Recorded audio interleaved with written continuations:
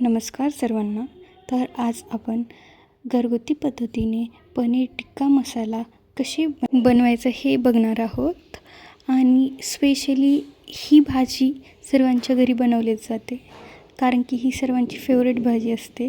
तसेच लहान लेकरांना तर खूपच आवडते. म्हणून आपण आज याची रेसिपी बघणार आहोत. सर्वांची पद्धत वेगवेगळी असते करण्याची. तुम्ही माझ्या पद्धतीने एक वेळेस करून पहा, तुम्हाला नक्की आवडेल. तर चला वेळ न करता सुरू करूयात. सर्वात आधी भाजीसाठी जे आपल्याला मिक्सर लागणार आहे ते कसे बनवायचे हे बघून घेऊयात.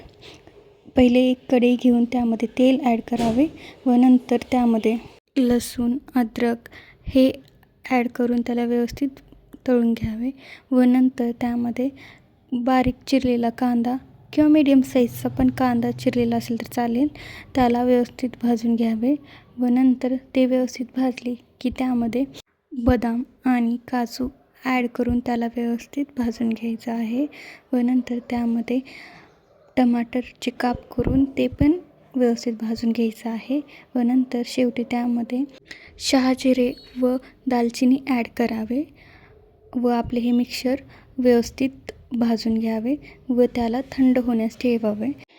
ते व्यवस्थितपणे थंड झाले की मिक्सरच्या भांड्यामध्ये त्याचे बारीक वाटण करावे व नंतर पनीरचे बारीक क्यूब्स कट करून घ्यावे व एका कढईमध्ये तेल घेऊन किंवा त्याच कढईमध्ये तेल घेऊन पनीरचे क्यूब्सला व्यवस्थितपणे तळून घ्यावे. जोपर्यंत त्याचा गोल्डन ब्राऊन कलर होत नाही तोपर्यंत तळावे आणि त्याला साईडला काढून घ्यावे व नंतर आपल्याला भाजी करायला सुरुवात करायची आहे.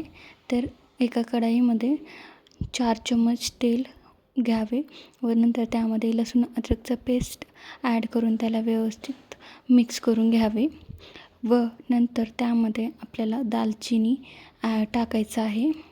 दालचिनीने चांगली चव येते. त्यामुळे नंतर आपण जे पेस्ट आपण तयार करून ठेवलं आहे ते त्यामध्ये ॲड करावे आणि त्याला व्यवस्थितपणे मिक्स करून घ्यावे. आणि नंतर त्यामध्ये आपल्याला लाल मिरची ॲड करायचं आहे. तुम्हाला किती टाकायचं आहे ते तुमच्यावर डिपेंड आहे, कारण की काही जणांच्या घरी लहान लेकरं असतात, त्यांना पण फार आवडते ही भाजी. त्याच्यामुळे त्यानुसार सर्वांनी ॲड करावे व नंतर त्यामध्ये बेसिक मसाले ॲड करायचे. आपल्याला जास्त मसाले नाही टाकायचे. मी धना पावडर आणि गरम मसाला आणि कांदा लसूण मसाला एवढेच मसाले ॲड केले.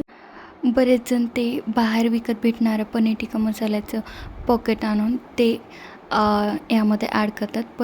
पण तुम्ही हे बेसिक मसाले टाकून पण एक वेळेस ट्राय करा. ही पण भाजी खूप छान लागते व नंतर त्यामध्ये कोथिंबीर ॲड करावे. कोथिंबीर ही ऑप्शनल आहे, कारण की ज्यांना जास्त आवडेल त्यांनी ॲड करावे.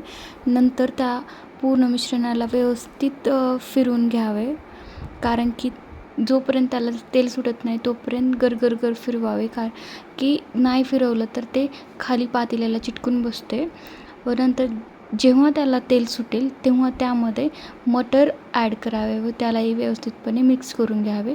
नंतर त्यामध्ये गरम पाणी ॲड करावे. गरम पाणी ॲड करताना थोडे थोडे ॲड करावे, एकदाच पाणी ॲड करू नये.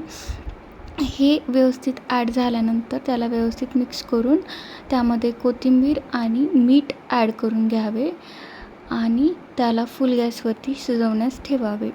आणि नंतर त्यामध्ये मीडियम साईजचे कट केलेले कांदा आणि शिमला मिरची त्यामध्ये ॲड करावे आणि पनीर क्यूब्स पण ॲड करावे व शेवटी एकदा सर्व एकत्रित मिक्स करावे व बारीक गॅस करून त्याला शिजण्यास ठेवावे. नंतर मीडियम घट्ट ग्रेव्ही होईपर्यंत गॅस चालू ठेवावे व नंतर बंद करून ठेवावे. नंतर त्यावरती थोडीशी कोथिंबीर ॲड करावे आणि आपली भाजी तयार झाली आहे. जर तुम्हाला अशा सोप्या रेसिपी पाहिजे असतील तर माझ्या चॅनलला सबस्क्राईब करा व व्हिडिओला लाईक आणि शेअर करा. धन्यवाद.